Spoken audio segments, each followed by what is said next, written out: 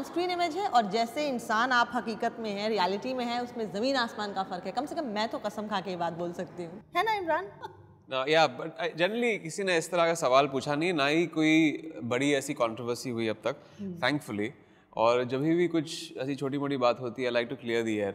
अगर अननेसेसरली कभी कभी वो खबरें निकलती हैं कि झगड़ा हो रहा है सेट पे या कुछ पता नहीं कहाँ से बातें आती हैं, who leaks it out, I like to clear the air. Yes you have. और इतने साल हो गए आपको इंडस्ट्री में। आई रिमेंबर आपका और मेरा करियर एक साथ शुरू हुआ था, दैट्स 2003।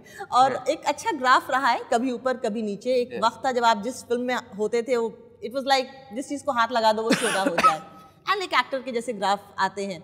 आपकी जो इतना लंबा आपने सफ़र सस्टेन किया है, आपके हिसाब से वो कौन सी क्वालिटी है आपकी जिसकी वजह से आपका इतना लंबा सफ़र रहा है? मैं लोगों की बातें नहीं सुनता हूँ। शुरुआत में जब मैंने यहाँ पे काम शुरू किया था तो लोगों ने कहा था यार तुम्हें एक्टर नहीं बनना चाहिए क्योंकि तुम एक्टर की तरह जो ट्रेडिशनल बॉलीवुड एक्टर है उसकी तरह ना तुम दिखते हो, ना तुमने कभी एक्टिंग में कोई कोर्स किया है, ना कॉलेज में कभी तुमने एलोक्यूशन कुछ किया है, तुम्हें एक्टर नहीं बनना चाहिए, यू डिस्ट्रॉय योर लाइफ। किसने बोला था ये? बहुत लोगों ने बोला था, मेरे फैमिली के लोगों ने बोला था। अच्छा। तो it was not like this malicious thing, negative बात नहीं थी, वो उनके खुद के फियर्स थे। एंड आई बिलीव दैट आपके पेरेंट्स भी somewhere, close people, close knit families, उनके फियर्स होते हैं आपको लेकर, बच्चों को लेकर, और आप इम्पोज करते हैं अपने फियर्स और अपने एम्बिशंस उन पे, जो मैं कभी अपने बेटे के साथ नहीं करूंगा, because I realise this with myself. They were imposing their fears और मैं बहुत स्टबर्न था।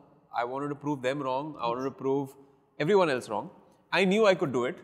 और मैंने कहा कि ठीक है, अगर आप नहीं कह रहे हैं so I'll take it like a challenge और मैं कर लूँगा। अच्छा, मतलब And then eventually पहली फिल्म नहीं चली इतनी, but लोगों ने appreciate किया, और पहले ट्रायल शो से जिन लोगों ने कहा था कि तुम नहीं कर सकते हो, everyone had to eat their words because when they saw the trial show they said that God, we didn't know you could act. And then second film सफल हुई, उसके बाद they were proved wrong, and they were happy they were proved wrong actually, because then they were happy for me. Right. और ये जो लो phases भी होते हैं, फिर से लोग आ जाते हैं, आपकी फैमिली नहीं लेकिन इर्द गिर्द इंडस्ट्री में ट्रेड के लोग और जो ओपिनियन मेकर्स होते हैं, कहते हैं कि यार अभी बुरा टाइम चल रहा है, it's over and you know the spark is not there, is missing. और मैं बहुत सारे फेजेस से ऐसे गुजर चुका हूँ अपने करियर में। So I will call it quits when I want to call it quits. आपको जिस प्रोडक्शन हाउस ने लॉन्च किया था, आपके अपने अंकल महेश भट्ट साहब बहुत लोगों को चांस देते हैं और तेजी से इंडस्ट्री में कंपटीशन आ रहा है, टैलेंट आ रहा है। How do you see it? I see it as a good thing. It really, जब नया टैलेंट आता है इंडस्ट्री में और उनकी फिल्में सफल होती हैं या उनका काम देख के क्रिटिक्स अप्रिशिएट करते हैं, I think for the generation that is there, like for me, I would feel challenged, motivated. मैं insecure नहीं होता हूँ इन सब चीज़ों से। I feel इंडस्ट्री में बहुत सारा काम है, इतनी सारी फिल्में बनती हैं, इतनी स्क्रिप्ट्स हैं, इतने डायरेक्टर्स हैं, तो कोई ना कोई काम दे देगा ऑब्वियसली। ऐसा नहीं होगा कि अगर कोई और किसकी फिल्म चल रही है तो, और अगर कोई न्यू कामर्स की फिल्में चल रही हैं तो मेरी दुकान बंद हो जाएगी। ऐसा ना तो कभी हुआ है। Only your insecurity will do that for you and act in a negative way. मैंने देखा है कि आप एक कॉन्शियस एफर्ट करते हैं। शंघाई मैंने देखी है, मुझे बहुत अच्छी लगी। आपने पूरी कोशिश की थी कि मैं अपनी इमेज बदल दूं, आपने वेट पुट ऑन किया था और फिल्म थी भी अच्छी। आप रिस्क टेकर हैं? मैं सिर्फ एक रिस्क टेकर हूँ। जो लोग जनरली कहते हैं कि एक चीज़ करो, मैं डेफिनेटली वो चीज़ नहीं करूँगा। मैं हमेशा टेढ़ी चीज़ करता हूँ, और ये इसलिए होता है क्योंकि आई फील लोग भी अपनी, अगेन जैसे मैंने कहा, फियर्स इम्पोज करते हैं। इंडस्ट्री के भी कुछ सेफ नॉर्म्स हैं, और अगर आप उन सेफ नॉर्म्स से खेलोगे तो आपकी फिल्म का रेंज उतना नहीं होगा। आपकी ऑन स्क्रीन सीरियल किसर की इमेज होना एक सेफ प्ले है? एक सेफ प्ले नहीं था, क्योंकि शुरुआत में जो फिल्में मैंने की वो कंफर्म नहीं कर रही थी यहाँ की जो एनवायरनमेंट था 2003 में। या तो फैमिली फिल्में चलती थी, ड्रामा, कॉमेडीज, एक्शन फिल्म, और सडनली इस जॉनर को चुनना भी एक तरह से एक रिस्क था। अगर आप इरोटिक सिनेमा कर रहे हैं तो it was a cinema that was looked down upon, और कहीं आप बी ग्रेड एक्टर ना कहलाने लगे। एग्जैक्टली। लेकिन जब उस सिनेमा ने वो नंबर्स क्लॉक किए एट द बॉक्स ऑफिस, फिर वो आहिस्ता आहिस्ता वो मेन स्ट्रीम जॉनर बन गया। And I think that in itself is a big risk for any actor to take. And I did that because I felt कुछ नयापन था, audience देखना चाहेगी एक अलग genre. अगर मैं वही genres करूँगा, वही करूँगा जो दूसरे actors कर रहे हैं, I would be like everyone else. And if people said that he doesn't look like other actors, unconventional है, तो मुझे कुछ unconventional करना चाहिए अपने career में. I should walk my own path, which I did, and to a certain extent it was successful. But don't you think एक limit के बाद कभी-कभी producers हमेशा आपको यही सोचते होंगे कि देखो इमरान है तो फिल्म में किसिंग सीन होना चाहिए वरना फिल्म उसके होने का फायदा नहीं है. एक रट है जिसको ब्रेक करने का कभी मन देखिए अभी तो the terrain has changed, तो अभी ये चीज़ applicable नहीं है क्योंकि सब लोग कर रहे हैं. Intimacy is not the kind of bold, not perceived as that taboo bold thing जो 10 साल पहले था. लेकिन पहले यही था कि किसिंग के साथ इतना नहीं था. It was to do with the genre. अगर आप जॉनर कर रहे हैं एरोटिक थ्रिलर्स का, वो रेपिटेटिव हो जाता है. वो प्रोड्यूसर्स कहते हैं यार अच्छा ठीक है इमरान के साथ ऐसी फिल्में चल रही हैं तो फिर से बनाएंगे, उसके बाद ये सफल हुई फिर से बनाएंगे. मैंने एक हद तक आई प्लेड द गेम और मैंने एक सैचुरेशन पॉइंट हिट कर लिया था पहले 5 साल में. फिर मैंने सोचा कि व्हाट एल्स, व्हाट न्यू. लेकिन फिर भी मुझे ऐसा काम नहीं मिल रहा था कुछ अलग, क्योंकि इंडस्ट्री वाज कॉन्स्टेंटली इम्पोजिंग कि नहीं तुम इस चीज में चल रहे हो, यही हम लोग बार बार बनाएंगे. महेश साहब भट्ट साहब भी यही बोलते थे आप. लेकिन भट्ट साहब भी वही चीज बना रहे थे मेरे साथ. Until a few films, पहली फिल्म आई थिंक पहला फिल्म मेकर जिन्होंने मेरे साथ एक तरह से रिस्क लिया, that was Milan Luthria in Once Upon a Time Mumbai. It was like an awakening also from the audience's point of view. उन्होंने कभी मुझे इस genre में कभी प्लेस नहीं किया था. उन्हें पता नहीं था कि मैं ये कर पाऊंगा या नहीं. The audience does not know what they want till you give it to them.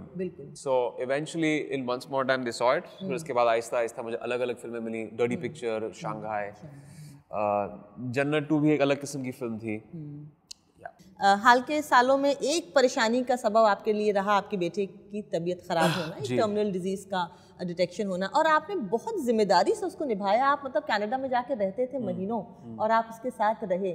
उस पूरे वाक़ये ने आपको एज एक इंसान के तौर पर कैसे बदला, एक फाइटर के तौर पर कैसे बदला? देखिए मुझ में कोई ऐसी कोई ख़ास बात नहीं है. I don't say I am anything special. कोई भी फादर इस सिचुएशन में रिस्पॉन्सिबिलिटी आ जाती है as a caregiver, as a role model. Financially, emotionally, you have to be there for your son or for your daughter. तो वही चीज़ मेरे साथ भी हुई. जब ये प्रॉब्लम हुई तो I wanted to give him the best possible form of medical expertise जो भी था. और फिर हम उन्हें कनाडा लेके गए. वहाँ पे उनकी ट्रीटमेंट चली तकरीबन 7 महीने. तभी मेरी शूटिंग भी चल रही थी यहाँ पे. बहुत सारे प्रोड्यूसर्स ने एक्चुअली में फ़ोन करके दिस लेंट देयर सपोर्ट. उन्होंने कहा कि क्या हमें अगर आप हमें बताएं तो हम अपनी फिल्म की रिलीजेस पोस्टपोन कर लेंगे, ऐसा कोई there is no hurry. But I didn't want to do that क्योंकि at the end of the day लोगों के पैसे लग जाते हैं फिल्मों पे. It's the real world you are tackling with. I didn't want them to lose money. तो मैं 1 महीने के बाद वापस आया यहाँ पे. मैंने शूटिंग शुरू की और इवेंचुअली जो फिल्में रिलीज होने वाली थी डेट्स पे, उन्हीं डेट्स पे रिलीज हुई. टफ था क्योंकि for a father who sun is being treated for cancer, आप ऑब्वियसली चाहेंगे कि आप वहीं रहें उन 7 महीने तक जब ट्रीटमेंट चल रही है. But I had to come back और मुझे काम करना पड़ा यहाँ पे. But I think any father would do that if they are juggling आपकी प्रोफेशनल लाइफ पर्सनल लाइफ को जगल कर रहे हैं. इस पूरे फेज ने आपको अपने फादर के और करीब लेकर आया ये फेज?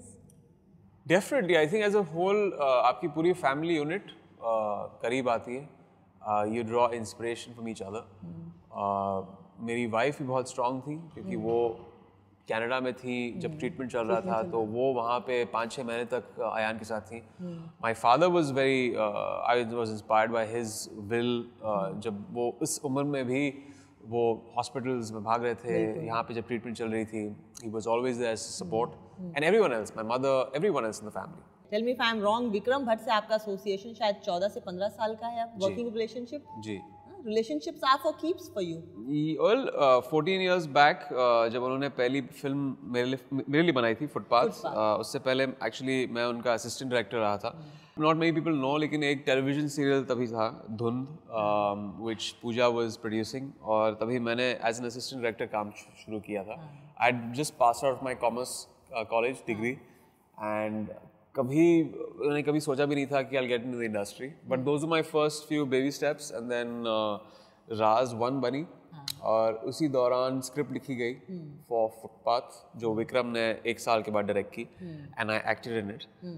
तो तभी से एसोसिएशन शुरू हुआ, technically professional relationship on screen, and I think was a big help, क्योंकि मैं कभी एक्टर बनना नहीं चाहता था। हाँ, थोड़ी बहुत मैंने एडवर्टाइजमेंट्स की थी as a kid, but I think that was like more my family, my mom and my grandmother nudging me, क्योंकि ऑफर्स आए थे। बट उसके बाद कभी कोई चाह नहीं थी, कोई इंटेंस वांट नहीं था। So I think Vikram almost held my hand and took me through my first film in Footpath. फिर वो कंपनी उन्होंने छोड़ दी। विशेष फिल्म में उन्होंने तकरीबन 10 साल तक काम नहीं किया। राज 2 मोहित सूरी ने डायरेक्ट किया, who was also an assistant of Vikram Bhatt, and then Raj 3 was made by Vikram again, क्योंकि वो 10-12 साल के बाद कंपनी में दोबारा आए, Raj 3 बनाई। That was my second film with him, and this is my third film with him. Third film. अच्छा, ये बताइए कि ये बात ये भी साबित करती है कि इंडस्ट्री में टैलेंट, इमेज से ज़्यादा रिलेशनशिप्स वर्क करती हैं, isn't it? To an extent, it is true.